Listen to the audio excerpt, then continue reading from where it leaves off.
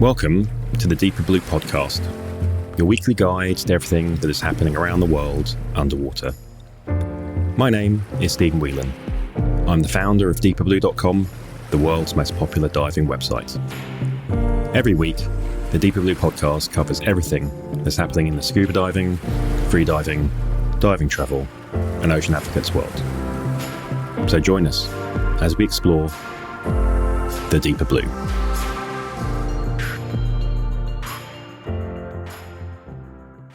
Hi there. My name is Stephan Whelan. I'm your host and guide for our brand new weekly show, the DeeperBlue Podcast.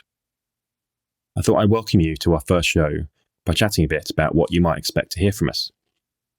So, what is the DeeperBlue Podcast? Quite simply, it is your weekly guide to everything happening around the world underwater. We'll keep you up to date on the latest underwater news, trends, equipment, and events happening all around the world. And we'll spend time covering every major way that people get in the water, from scuba diving to freediving, dive travel to the latest in marine science, and regular reports from the front lines of ocean advocacy. We'll also talk to the most interesting people in the diving world, from world-famous underwater pioneers to fearless modern explorers. We'll discuss the latest in diving innovations from people who created them, athletes pushing the limits of what we think humans can do underwater, and we'll speak to people leading the efforts to protect and preserve the oceans we love. But we'll also talk to you, the dive community, to hear what is important to you.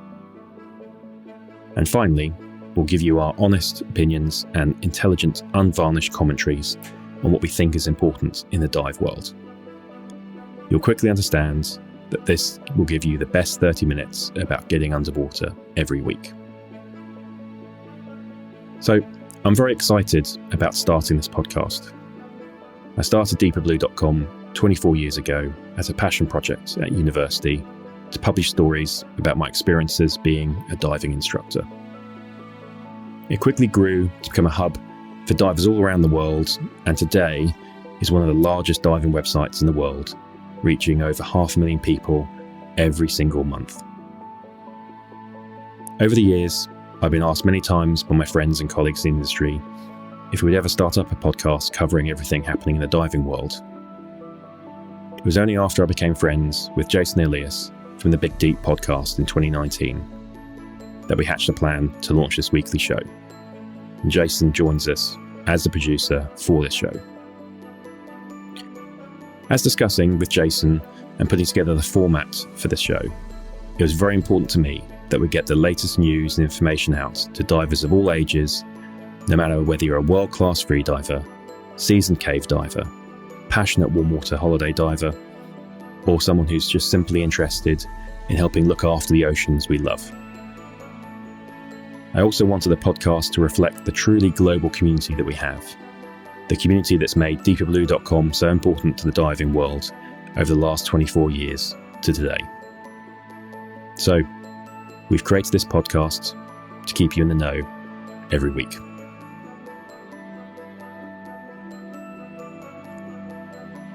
So, what can you expect to hear each week?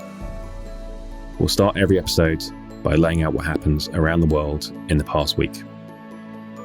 Every important story, anything that might impact the diving world, things that you may have missed, or even things that no one knows yet but should. This is even more important in the current crisis as it engulfs the world. You'll be pleased, though, that it won't just be my voice that you'll hear. We'll be bringing in some of the foremost experts deeply connected to the diving and underwater world to help provide you commentary and guidance. This will be honest, intelligent, and unvarnished. What I can promise you, it will always be enlightening and thought-provoking. Next up, we'll hear from some of the most interesting people in the diving world. These will be stories from interesting characters, industry legends, world champions, real-life heroes, and anyone else we find interesting. We want you to learn about the diving community in a deeper way.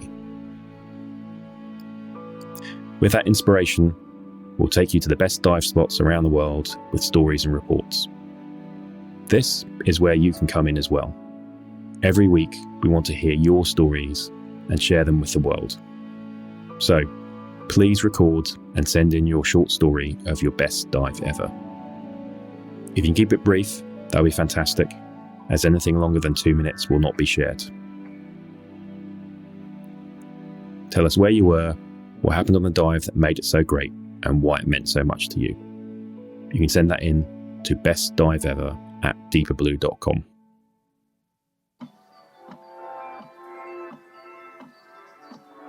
You're listening to the world's only weekly podcast for scuba diving, freediving, dive travel, and ocean advocacy. This is freediver William Shoebridge, and you're listening to the DeeperBlue Podcast.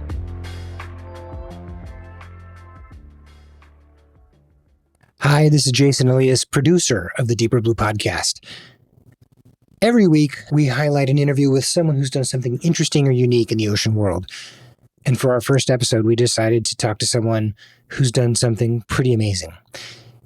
Today, we speak with Hugh Pearson, a wildlife filmmaker whose credits include Blue Planet, Africa, The Hunt, and he also produced and directed the 2 ocean episodes of the Netflix series Our Planet. Hugh told us a little bit about his career, how he got to where he's at, and an incredible story he had filming whales off the coast of Southern California. Hugh, can you give me a brief history of your career, how you got into it, and what you love about it? Yeah, well, I'm a wildlife filmmaker. I produce and direct shows, so I'm not the cameraman, I'm not the cinematographer actually filming it. I manage the teams, and I specialize in telling stories about the wildlife in our oceans. So how did you get to the place that you're at? Was this a passion as a kid, or did you discover that later? I've always had a passion for the ocean. I did marine biology at college, and I left and actually worked as a pharmaceutical sales rep for 3 years. Didn't know what I wanted to do, and then it became pretty obvious to me fairly quickly that's what I didn't want to do. And I was watching TV. I'd always watch these wildlife programs, and I thought, well, someone's got to make them. And I looked into it, and everyone said, forget it. You've got to go to Oxford or Cambridge. But I'm fairly belligerent and persistent, so I went away. I went back to college, did an MSc in science communication, got work experience at the BBC Natural History Unit in Bristol, and then got my foot in the door, got a job as a runner, and then as a researcher, assistant producer, and then eventually I sort of found myself with a job producing wildlife shows and had to sort of pinch myself of, blimey, it happened. I've sort of reached the dream. Well, that's obviously an amazing career path. What shows has that led to that our audience might have heard of? Well, going way back, I worked on the original Blue Planet series 20 years ago now, I think. Then I worked on a series about Africa on the BBC, a series called The Hunt, which is all about predators and prey, Nature's Great Events, which I made a film about the sardine run in South Africa and the plankton bloom in Alaska. And then most recently, I directed the 2 underwater episodes of Our Planet on Netflix, which I'm particularly proud of because we were able to, in a sort of a mass entertainment medium, we were able to hopefully touch on some of the issues that face our planet and especially our oceans, and hopefully bring those issues to a wider audience. Because it's only by informing the vast majority of people that you can hopefully get people to change and get pressure to put on governments to change and maybe try and turn things around. And what is the underlying passion that drives you to do this? I think it's being out at sea. It just feels home to me. As soon as I actually step on a boat and push off, everyone said to me, I sort of change. And having that camaraderie, you're with a team of people with a common goal. And it's just great. You're with your friends, you step on a boat for 3 weeks and you just want to nail that sequence. I love witnessing. It's a privilege to witness the things I see, to be in the water with dolphins and whales and sharks, and that is amazing. And then I love telling stories with it. I love the whole process of coming up with an idea, planning the logistics, getting out there, filming it, and then putting it together in the edit room and crafting it, and the music, the grading and the commentary, everything just to hopefully create this 45 minutes that transports people. Well, I think anyone that's seen your work would say that you do that. Is there one story that's really stuck with you from all of your years of filming underwater? Yeah, I mean, I think one of the most memorable experiences I had in the ocean, and certainly in my filmmaking career, was when we were filming blue whales for the BBC series The Hunt. There is the biggest predator on our planet, the biggest animal on our planet, which is the blue whale. And I thought, well, this is sort of like a 20-year obsession. But blue whales are incredibly hard to film. So to film that sequence, we filmed it over 2 years off the coast of Southern California. In each year, we had a 4-week shoot. So that was 8 weeks of filming just for the underwater. And the reason blue whales are so hard to film is, for a start, they're very rare. There's only about 10,000 left in the world now, sadly, from a population once of 300,000. They live out in the open ocean. They live far from land. They feed on krill hundreds of feet down. So they spend most of their time down in the deep ocean. They come up to the surface to breathe, and maybe at the surface for 2 or 3 minutes every 15 minutes. So you've got to find them. And then you've got to try and film them underwater. And the first year, it really didn't go very well. Conditions weren't great.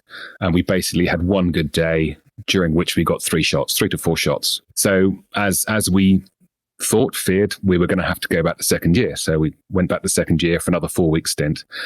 And that was a year that we just had magical conditions in California. One of those times every decade, 2 decades, we had a 10-day period of 100, 120-foot visibility. And we just starting to get shot after shot. And just, I'm getting goosebumps now, that experience of a blue whale coming within 10 feet of you and gliding by, was very, very hard to portray the size of these things.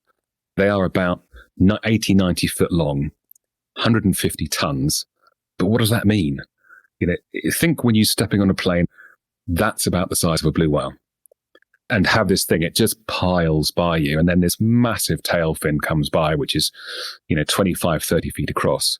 And they're just the most iridescent, glowing, beautiful blue color underwater.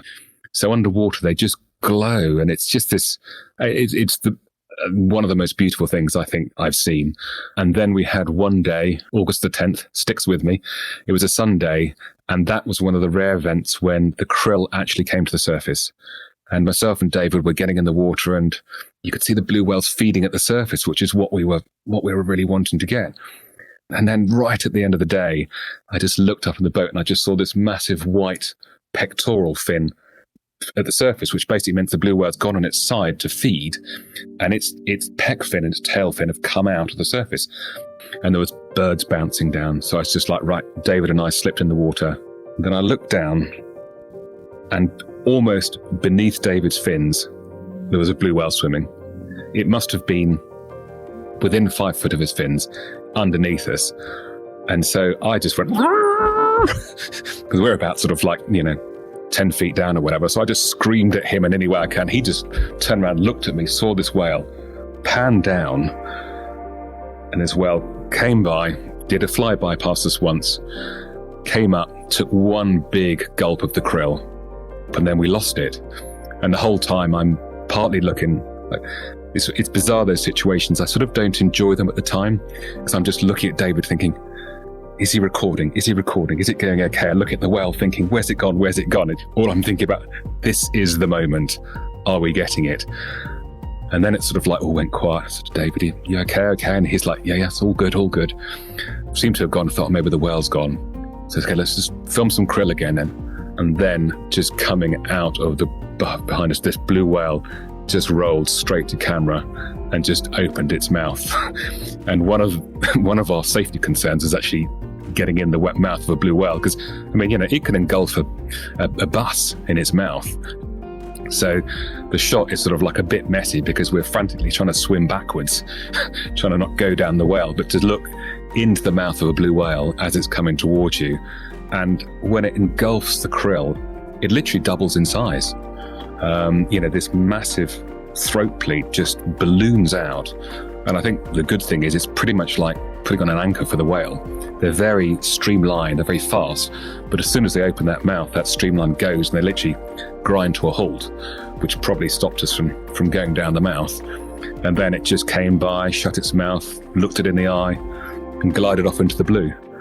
And that was the moment. That was it. David, did you get it? Were you recording? Everything all right? Any problems or whatever? He said, no, I think it's okay. So got up on the boat, quickly popped the housing, checked the camera, look at the shots. I knew that was special. The shots that we got there, that experience was something I was unlikely to ever experience again, and very few people will or have. So to share the water with the biggest animal that's ever lived, to look it eye to eye, was something I will never forget. And when the whole film was made, I sort of went back and analysed it, and I worked out that we'd spent more than 50 days at sea. All the shots that we used, we got on 7 days, and most of them we got in that 10-minute interaction.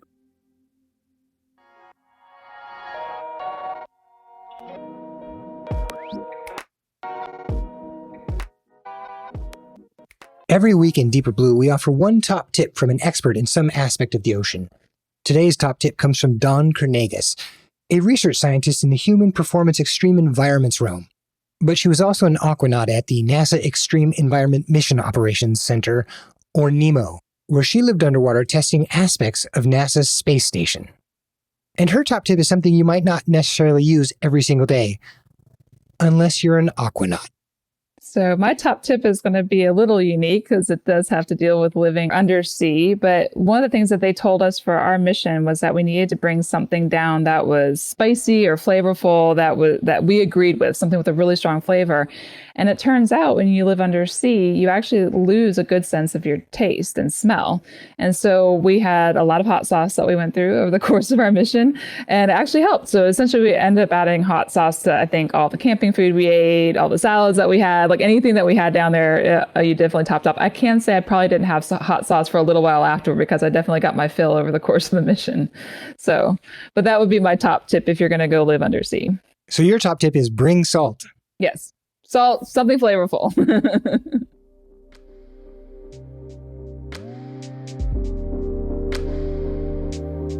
Hi, my name is Luke Inman.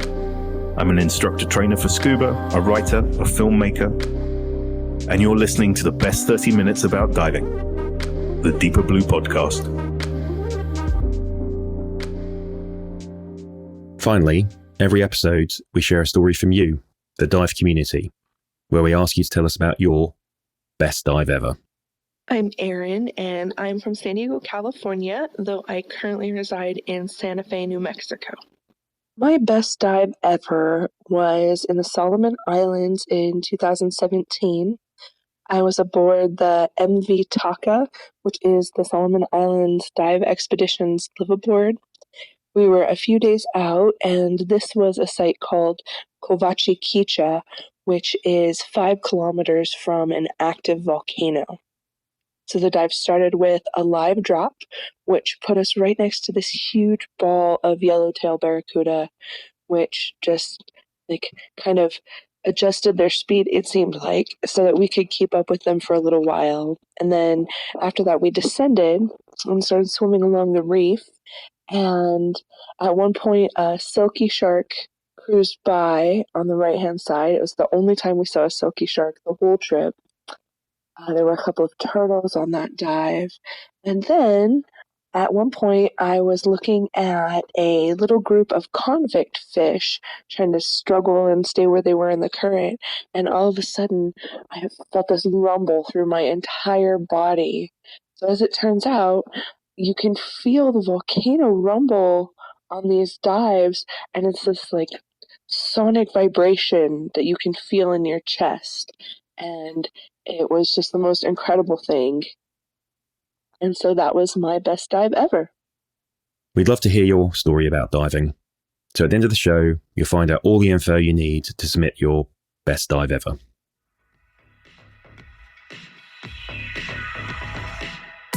Thanks for listening to the DeeperBlue Podcast. Find out more on all the stories you've heard this week, plus connect to the world's largest online dive community at DeeperBlue.com.